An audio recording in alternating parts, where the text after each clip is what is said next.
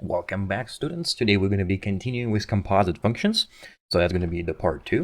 Remember last lesson we kind of introduced the composite functions, and let's recall the definition. So the definition of the composite functions and a picture of it. So composite function f with the function g is, the notation is f open dot g of x, which is f of g of x. Right, the domain of f of g is the set of all x in the domain of g such that g of x is in the domain of f. Right here would be the picture explaining it. And we did a few examples in the last lesson. So we will do a few more examples of the composite functions. And then we're going to be moving on to the inverse functions. So, all right, so let's take a look at one more example here. So, going to be example number 1. And that example is going to be f of x is equal to 2x plus 5. And g of x is 4x squared plus 1. All right, so we want to find the following things. So let's do part A. We're going to be trying to find f of g of x. Okay, so let's do that. So how would we find that? We would just use the rules as by the formula. So it's going to be f of g of x. So instead of having x inside of f, we're going to put g of x directly. So that's going to be so what's f of x? It's 2 times g of x. All right, we're directly plugging the entire g of x into, instead of x, we're going to have the entire g of x, and then plus 5. So what is g of x? It's 4x squared plus 1. So we're going to have 2 times 4x squared plus 1. Okay, and that's going to be 8x squared plus 2. And then, let me see, I forgot to add the 5 here. So we would also add 5. So plus 5. So 8x squared plus 7. All right. So that would be the answer, right? Because 2 times 4, it's 8x squared. And then 2 times 1, that's 2, plus 5, that's 7. Okay, now let's try to do a similar thing, but for part B, we're going to have g of f of x. Right now, we're switching the order of what's going to be composite here. So we're going to have g of f of x. So now we're considering function g instead of x, we're going to have f of x here. So we're going to have 4 times 2x plus 5 squared, right? Parentheses are very important. And then plus 1.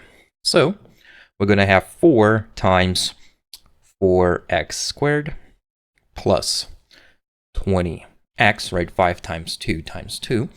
And then plus 25 plus 1.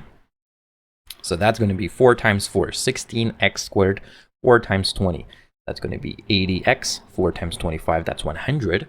100 plus 1, that's going to be plus 101. Okay, and then the last part, want to be part C, where we actually evaluate, right? Evaluate f of g at x.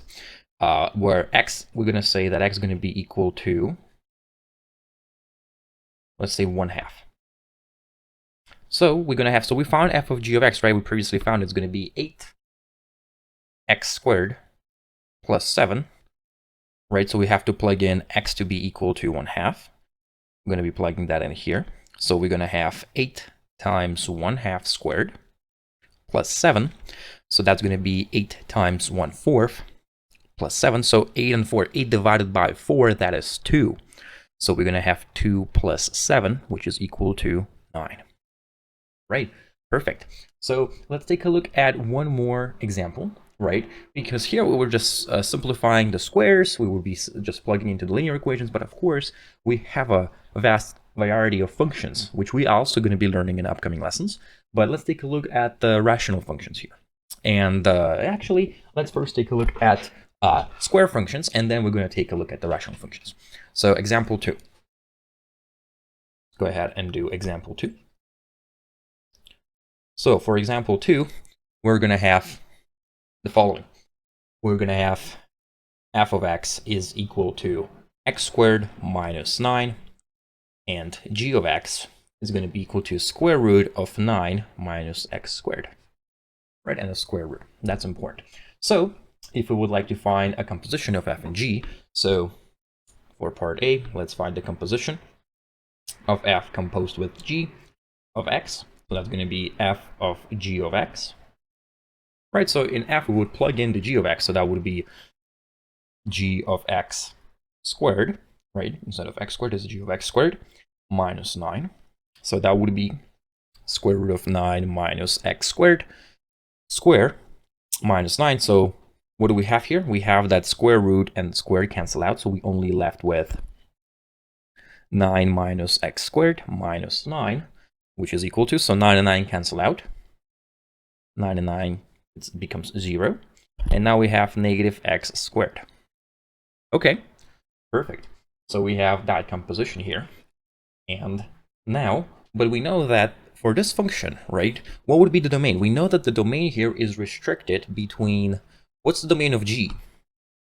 G of x, right, essentially belongs to -3, well, from 0 to, so if we do 0, so from 0 to -3, but for g of x, let's do the x value of it. So for g of x, x is going to belong to, so 9 minus x squared shouldn't be 0, so everything between the roots of 9, so it's going to be -3 and 3, right? So essentially, since g of x is -3 to 3, that's our domain.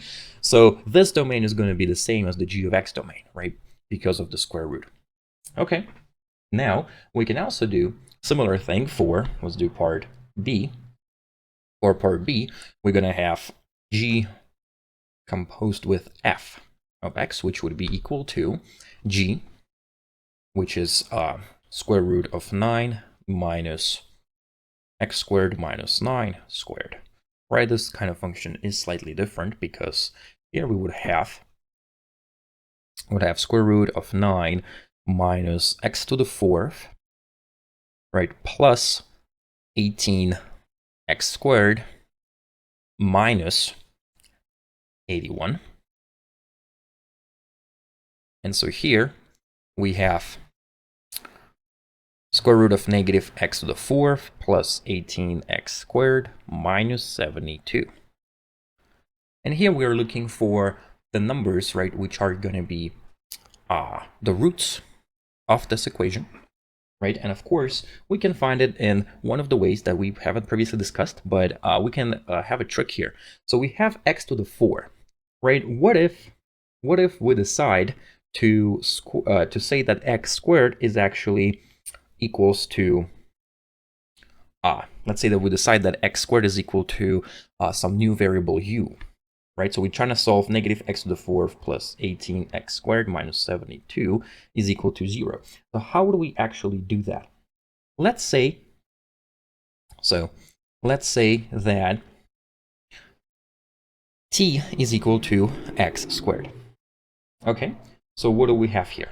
We have that essentially if we multiply this by -1, it's going to be x to the 4 minus 18x squared plus 72 is equal to 0. And now we substitute. So we're going to have t squared minus 18t plus 72 is equal to 0. So here, right, we can actually factor out, right? Factor out, and we would get t minus 6 times t minus 12 is equal to 0. Okay, and so we have that t1 is equal to 6, t2 is equal to 12. Okay, perfect. And now, right, we would substitute back. So x squared is equal to 6, right, and x squared is equal to 12. So we have 4 solutions, right, just as promised. So we have x1 to be square root of 6, x2 to be negative square root of 6, then x3 is equal to, so negative, let's do square root of 12, which is going to be 4 times 3, so square root of 4 times 3. So square root of 12 is the same thing as square root of 4 times 3, so we can factor out, which would be 2 square root of 3. And so x4 is negative 2 square root of 3. Okay, so here, essentially what we would have to check each of the domain, right? Each of the domain to make sure that the points are actually present. So if we take a look between between negative 2, square root of 2 and 3. So we have a point x equal to 3, right? So if we say negative 3, right? If negative 3, that's actually going to be positive. So we have x to be the domain of negative 2 square root of 3, comma, negative square root of 6, right? Union with square root of 6 to 2 square root of 3.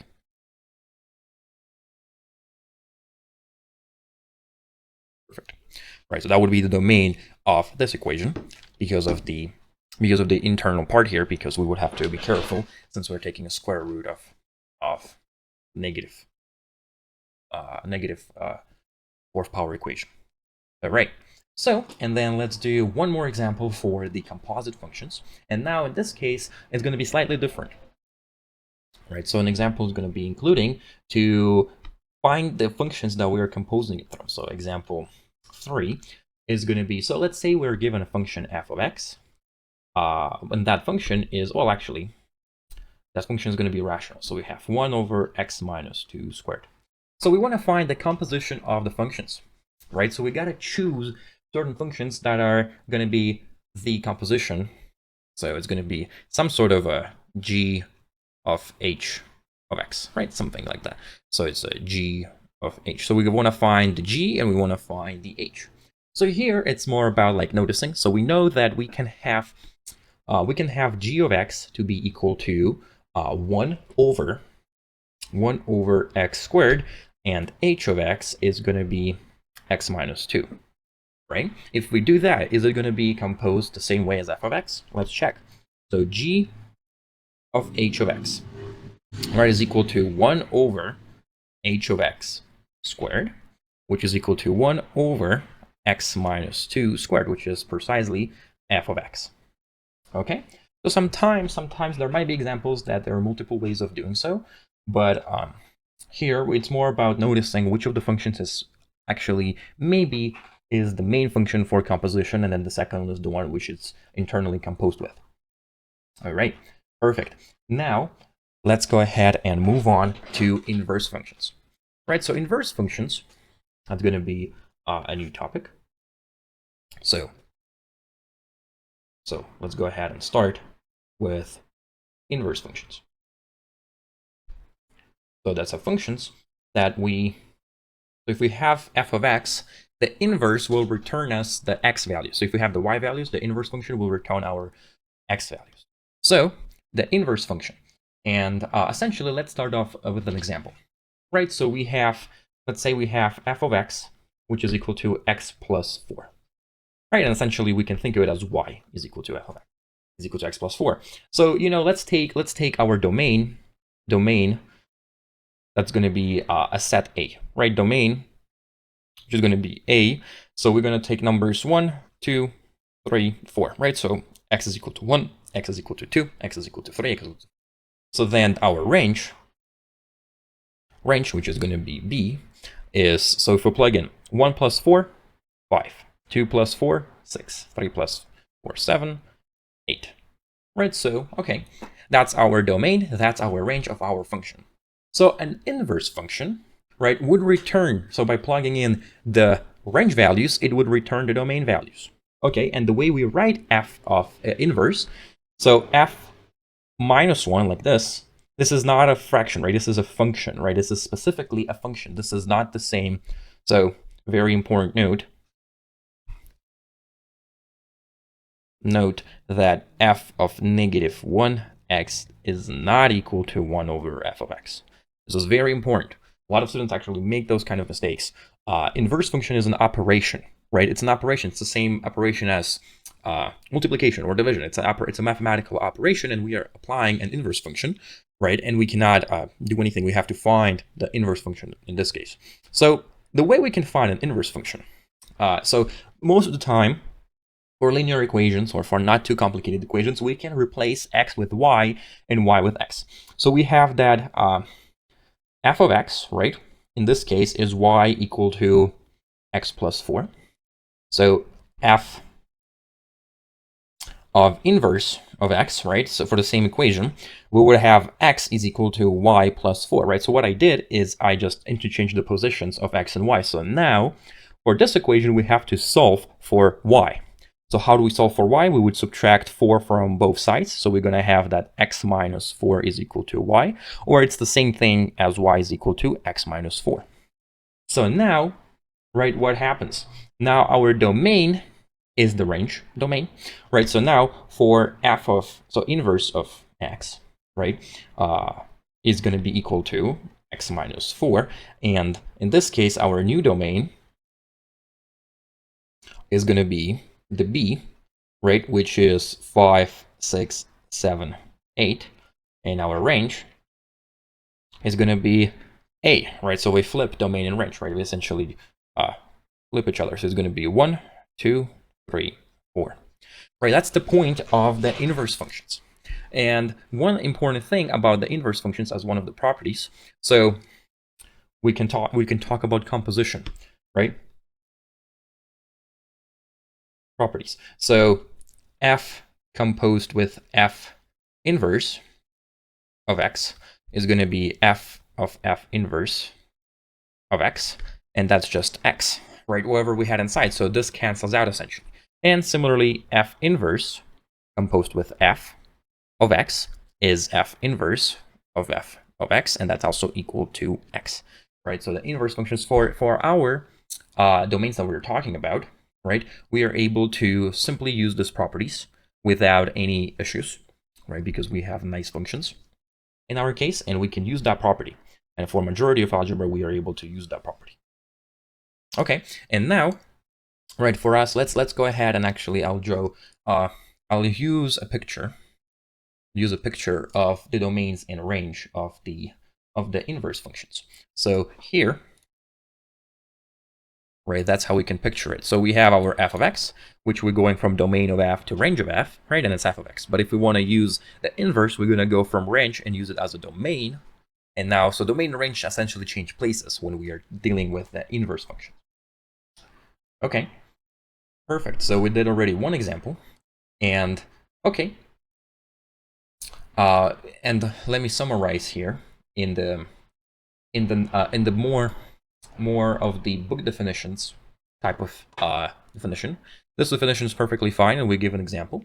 But the proper definition, right? So if we say that we have two functions, f and g, such that we have f of g for every x in the domain of g, and g of x for every x in the domain of f. So under this condition, that's going to be the inverse function of function f. So function g is going to be denoted as f to the negative 1, which is read as f inverse, right? Inverse. So sometimes specific inverses have their own name, right? And later on in trigonometry, we're going to learn about inverse of trigonometric functions, and those kind of functions will have their own special names. Right, of course, we can use this notation as inverse functions later on, right? But some of them will have their own unique names. So, but all of them, so the unique names will still symbolize the inverse of the function. So the domain of f must be equal to the range of f inverse, and the range of f must be equal to the domain of inverse f. Okay, so for example, we want to make sure that, let's do one more example on the inverse function. So a little bit more complicated because sometimes, let's see, we had example here. It's not going to be an example, so I'm going to go example 4. So for example 4, we will have the following. So f of x is equal to 5 over x minus 2. Okay, and then we want to verify, right, or yeah, which of the following is the function. So which is the inverse. Right, we want to find the inverse, but essentially, what we want to do is we want to find the inverse will guarantee us that f of f inverse is equal to x, right? Because here we're dealing with x. But we have two functions, right? G of x is equal to x minus 2 over 5, and we have h of x, which is 5 over x plus 2. So one way we can do it is we can directly plug it in and compute it and check the definition, or as I did in the first problem, we can substitute y and x. We can change them positions, right? And then solve for y, right? Sometimes it might be more complicated. So if we're given two equations, maybe it's going to be easier for us to check. So let's check. So f composed with g of x, right? What are we going to have? We're going to have f of x minus 2 over 5, right? That's our new x. So if we plug in, we're going to have 5 over x minus 2 over 5 minus 2, right? Which is, so if we simplify, that's going to be, so 25, that's going to be x minus 12. So x minus 12, and yeah, we cannot simplify that, and that's not equal to x, so that is not an inverse. So g is not an inverse. G of x is not an inverse of f. Okay, now let's check the h of x. So then f of h of x, we have it as following. So we're going to have f of 5 over x plus 2, and that's going to be equal to 5 over 5x plus 2 minus 2, which is equal to 5 over 5x. So it's a triple fraction, so it's going to be 5 times x over 5. 5 and 5 cancel out, so we have just, and that is the definition of the inverse function. So h of x is an inverse of f. Inverse of f of x. Perfect. Right, so essentially, and we can do that for different kind of functions as well, right? An example, for quadratic equation, we would have a square root, right? And what we can do, right, there is one property that we can do for the inverse functions, which is called a horizontal line test, right? We always have to make sure that function is essentially one value to one value. So a function f has an inverse function if and only if, right, no horizontal line intersects the graph more than 1 point. Okay, so that applies specifically for inverse functions, right? Specifically for inverse functions. And let's write it down. So we have that the horizontal test here. So the moment we draw a horizontal line, right, we have to make sure that if and only if no horizontal line can intersect the graph f at more than 1 point. It's similar to what we did with the vertical line test, right, for just a general function definition, right? And of course, it is very important for us, that a function, right, called a one-to-one property. This is very important. It's the property when we said that, one domain value cannot simultaneously give us multiple y values, right? Because it cannot be two different values completely by plugging in one x value. So here is a one-to-one functions, right? So one-to-one functions, a function f is one-to-one when each value of the dependent variable, which is y, corresponds to exactly one value of the independent variable. So dependent variable here is y, independent variable is x. So function f has an inverse function if and only if f is 1-to-1. Right, that's important because, well, if the function is not 1-to-1, sometimes it's not even a function. Okay, and that's when we can have it, because so an example for the square root, right? For the square root, when we're trying to find the inverse, it's going to be we're going to have specifically the following, right? We cannot say, so f of x is equal to square root of x, right? And if we graph it, f of x, square root of x, this is going to be like this, right? And it's going to keep going and growing. This is square root of x, right? And it's only going from 0 to positive infinity. We covered that in a few lessons back, right? So what would it be? So if we think that, okay, well, let's switch it. We have now x is equal to square root of y. So y is equal to x squared, right? So that's going to be the mistake here to think if we are done, to think that we are done, because, well, if we graph it, what are we going to get? We're actually going to get a parabola. And what's going to happen is that it's going to fail the horizontal line test, because now we're crossing at 2 points. Why? Why is that? It's because, what's the domain here? The domain, x belongs from 0 to positive infinity, right? So we have to keep that domain as well. So it has to be from 0 to positive infinity, right? And if we don't include that, So if we include that now we know that we only get half of a parabola, right? And now that's fine, right? Now it passes our horizontal test, right? Horizontal line test. So, well, the way we can find, so essentially that's very important. So if we miss that, that would be wrong, right? Okay, so let's outline some steps of how can we find an inverse. So we can use the horizontal test to decide if the function is inverse or not. So in the equation of f of x, we're going to replace f of x with y and interchange the roles of x and y, right? That's what we've been doing. So we're switching x and y to the positions, right? And then we're trying to solve for y. Sometimes it might be complicated than initially thought, so I have to be very careful with algebra. And then we replace y with f inverse. And then to verify that we actually found the inverse by plugging an inverse back into the equation and simplifying to receive either f of f inverse of n inverse f and receive x. Right, perfect. So that would be it for the inverse functions. And next lesson, we're going to move on to polynomials functions with higher order and zeros of general polynomial functions. Thank you, and see you guys next lesson.